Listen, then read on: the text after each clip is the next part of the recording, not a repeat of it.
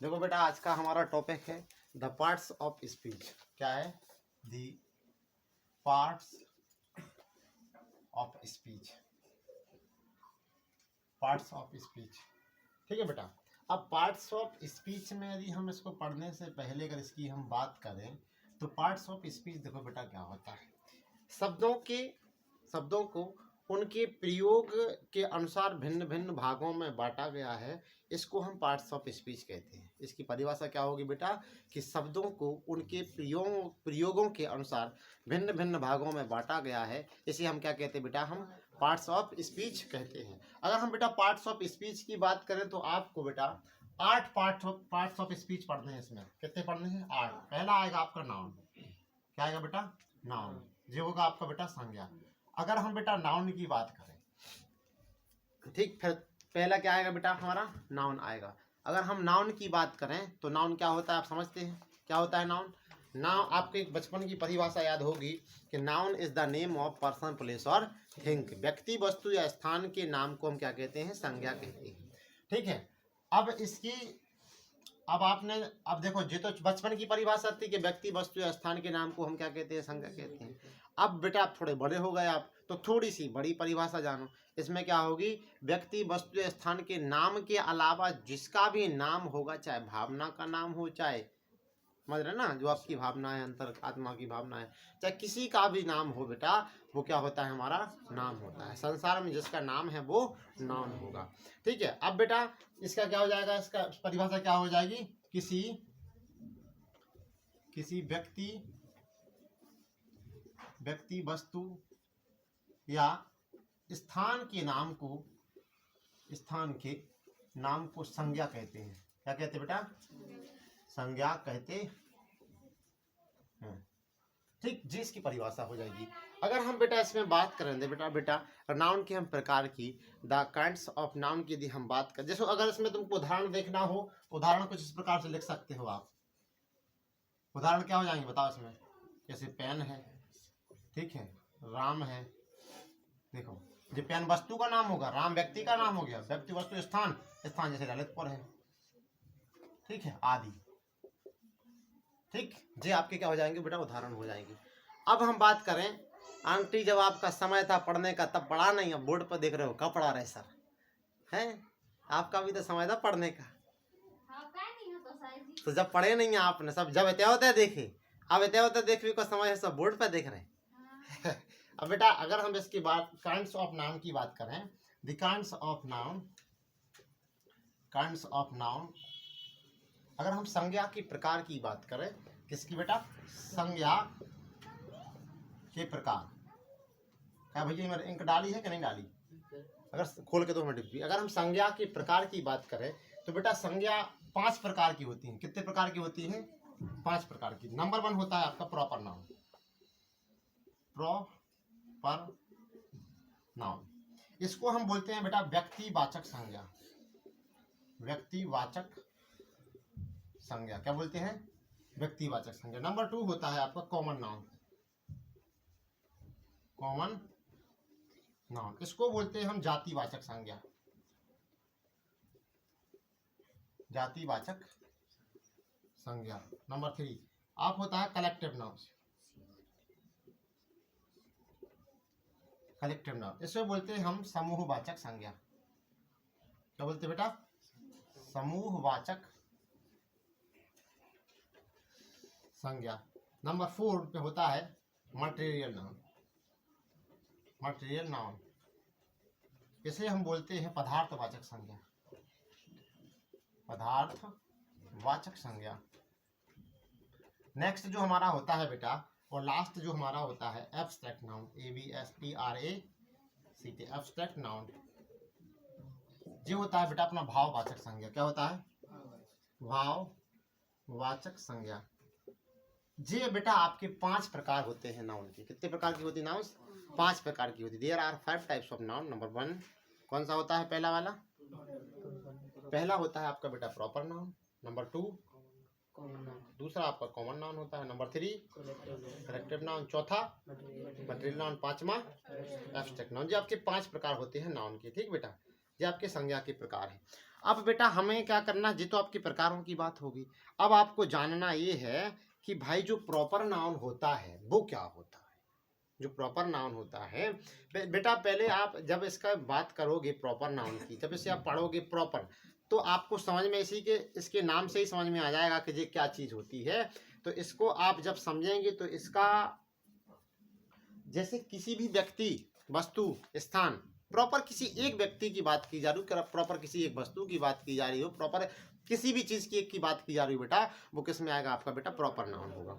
अब बेटा हमको क्या करेंगे जी, तो उनके 5 तो जो हो गए हैं, अब इनकी बारी बारी करके अपन इसको पढ़ेंगे। वो दुइयों ग्लव्स कहाँ है, अब हम बारी बारी करके इनको पढ़ेंगे। ठीक है, कि पहला अपन को देखना है बेटा, ज्यादा गीला तो नहीं, पहला देखना है अपन को प्रॉपर नाउन। समझ गया तक धीरेन्द्र। अब प्रॉपर नाउन या व्यक्तिवाचक संज्ञा की हम बात करें तो जिस संज्ञा से किसी विशेष व्यक्ति, स्थान या वस्तु का बोध होता है, वहां पे कौन सा होता है बेटा, व्यक्तिवाचक संज्ञा होती है या प्रॉपर नाउन होता है वहां पे। इसमें इसकी परिभाषा क्या होगी बेटा, कि जिस संज्ञा से किसी विशेष, जिस संज्ञा से किसी विशेष व्यक्ति, स्थान या वस्तु का बोध होता है, किसी विशेष व्यक्ति, स्थान या वस्तु का बोध होता है, वहां क्या होता है बेटा, वहां व्यक्तिवाचक संज्ञा होता है।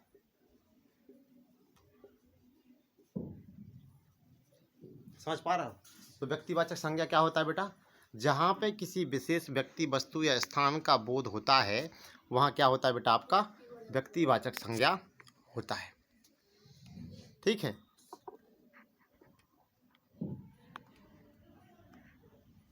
व्यक्तिवाचक संज्ञा होता है। जैसे हमने आपके लिए बोला कि Narendra Modi is a prime minister of India, तो हमने किसकी बात की, प्रॉपर, हमने पूरे जो विश्व में जो प्रधानमंत्री होते हैं अलग अलग देशों के, मैंने उनकी बात नहीं की, मैंने एक व्यक्ति, प्रॉपर एक व्यक्ति की बात कहा, और वो क्या है बेटा, नरेंद्र दास मोदी। हमने बोला कि mister Narendra Modi is the prime minister of India. मैंने लिखा यहाँ पे नरेंद्र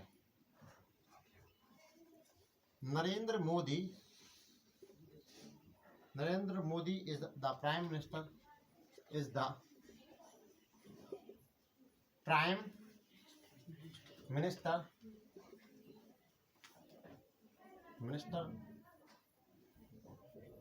ऑफ इंडिया। ठीक है, अब इसमें अगर हम आपसे पूछेंगे Narendra Modi is the prime minister of India, इसमें हम आपसे, यदि हमने आपसे पूछा कि इसमें बेटा प्रॉपर नाउन क्या है, तो आप इसमें क्या बताओगे बेटा, जो नरेंद्र मोदी जी है। देखो बेटा, हमने इसमें सेंटेंस के बेसिस पे अभी नरेंद्र मोदी लिख दिया। अगर आप कहीं भी खड़े होके या कहीं भी किसी में एग्जाम्पल लिखोगे या कहीं भी कुछ की बात करोगे तो मिस्टर और रूल लगा देना बेटा। ठीक है, क्योंकि हमसे ये पहले तो बड़े हैं, उसके बाद सम्माननीय हैं, क्योंकि हमारे देश के प्रधानमंत्री जी हैं। ठीक है, तो बेटा हमें अपने से बड़ों के लिए सम्मान देना जरूरी है। तो इसमें क्या होगा, जो नरेंद्र मोदी जी हैं, Narendra Modi is the prime minister of India, तो नरेंद्र जो मोदी हो जाएंगे वो किसमें क्या हो जाएंगे बेटा, हमारा प्रॉपर नाउन हो जाएगा। ठीक है, हाँ, यदि हमने इसमें बात करा कि Nitin is a intelligent boy, तो हमने इसमें से इस क्लास में किसकी बात की बेटा, नितिन की बात की। हमने प्रॉपर पूरी क्लास की बात नहीं की, हमने जब नहीं बोले कि पूरी क्लास होशियार है, हमने बोला कि नितेंद्र होशियार है। ठीक है, ठीक समझ में आ रहा, तो प्रॉपर नाउन है यहाँ पे। एक और एग्जाम्पल से समझते हैं, the Taj Mahal is a beautiful, the Taj Mahal is a beautiful. तो देखो इसमें देखा,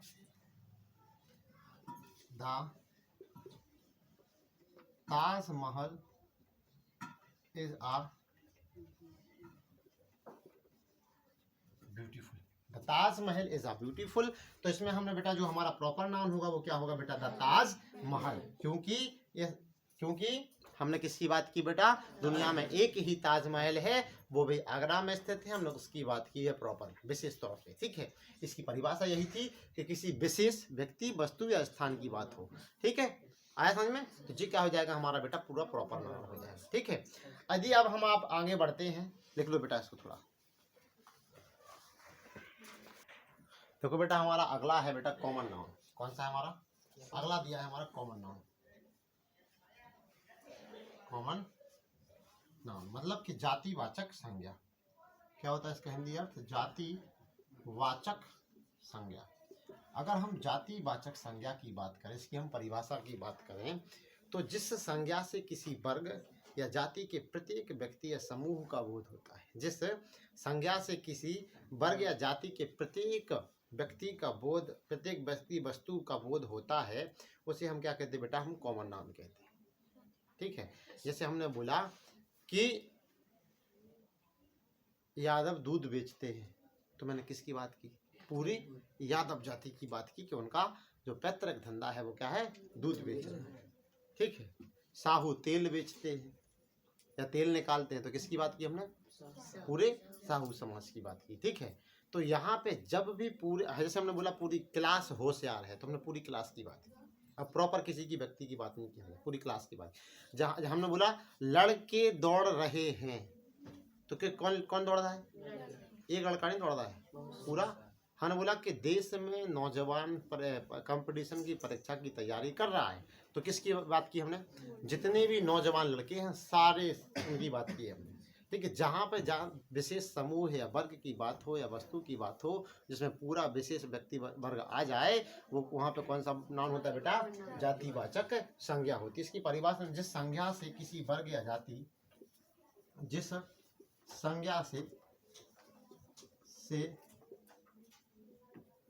किसी वर्ग या जाति के प्रत्येक जाति के प्रत्येक वस्तु या प्रत्येक व्यक्ति या वस्तु का बोध होता है। प्रत्येक व्यक्ति या वस्तु का बोध होता हो, वहाँ क्या होता है बेटा? कॉमन नाउन होता है। कॉमन नाउन या उसे कॉमन नाउन कहते हैं। क्या कहते हैं? उसे कॉमन नाउन कहते हैं। ठीक, आया समझ में? उदाहरण के तौर पे बेटा आपका समझो कि उदाहरण जैसे हमने दिया, उदाहरण इसमें जैसे हमने दिया कि हॉर्स इज वेरी ब्यूटीफुल। क्या बोला हमने? Horse is very beautiful. Horse is very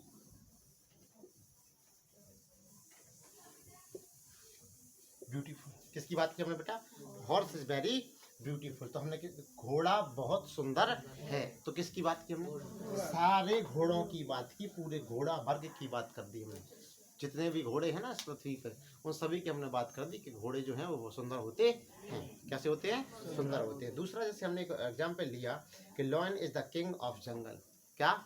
the lion is the king of jungle. दूसरा है lion is the king of, lion is the king of jungle. तो इसमें बेटा कौन है? इसमें द कॉमन नाउन लॉयन है। जो लॉयन है ना बेटा, जितने भी जंगल होते हैं उन जंगलों का सभी का राजा क्या होता है? शेर होता है। क्या होता है? शेर होता है। आया समझ में? पक्का? चलो नोट करो।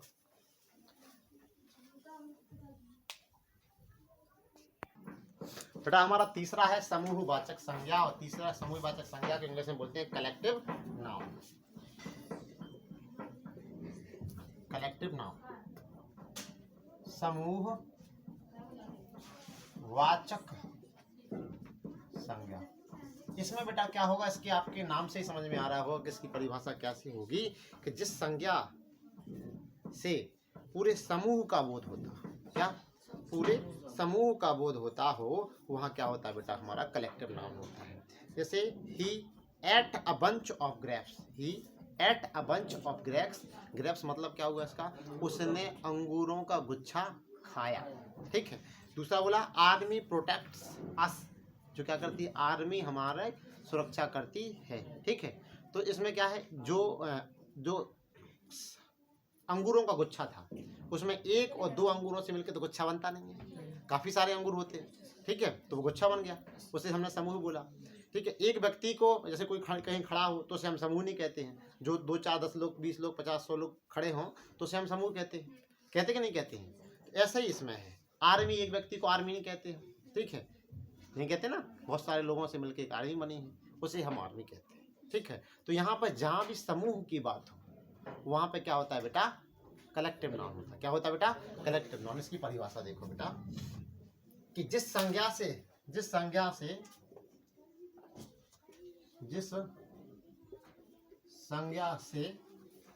समूह का बोध होता है, किसका, समूह का बोध होता है, समूह का बोध होता है, उसे हम क्या कहते हैं, हम कलेक्टिव नाउन कहते हैं, उसे कलेक्टिव नाउन कहते हैं, कलेक्टिव नाउन कहते हैं।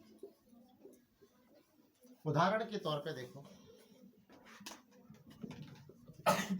Number 1, he ate a bunch of grapes, ठीक है। अब जिसमें ये बताओ, इसमें जो कलेक्टिव नाउन होगा वो क्या होगा, बंच होगा, बंच क्या होगा, बंच, क्यों, बंच समूह, ठीक है। अब वो तो नाम बता रहा ना कि अंगूरों का समूह है, अब बंच ऑफ की कर दो यहाँ पे तो चाबियों का समूह हो जाएगा, ठीक है, लेकिन वो खा नहीं सकते ना, इसमें एट है, ईट की थर्ड फॉर्म है, ठीक है। दूसरा देखो बेटा, आर्मी प्रोटेक्ट्स अस, इसमें क्या है बेटा, आर्मी, क्या है इसमें, आर्मी है कलेक्टिव नाउन, ठीक है, आया समझ में, लिख लो।